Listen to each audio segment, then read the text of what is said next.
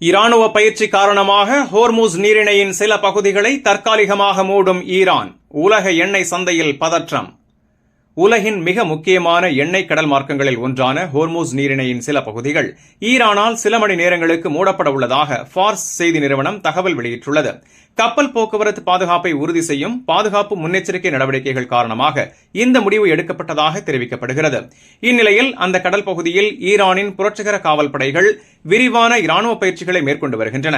இந்த பயிற்சிகளில் கடற்படை உபகரணங்கள் மற்றும் பாதுகாப்பு ஆயத்தங்கள் இடம்பெறுகின்றன என கூறப்படுகிறது.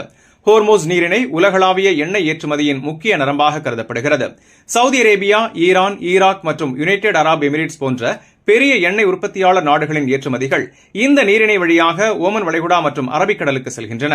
உலக அளவில் கடல் வழியாக அனுப்பப்படும் கச்சா எண்ணெயின் முக்கிய பகுதி இந்த குறுகிய கடல் பாதை வழியாகவே செல்கிறது என்பதால் இங்கு ஏற்படும் எந்த தற்காலிக முடக்கமும் சர்வதேச எண்ணெய் சந்தையில் உடனடி தாக்கத்தை ஏற்படுத்தும் அபாயம் உள்ளது.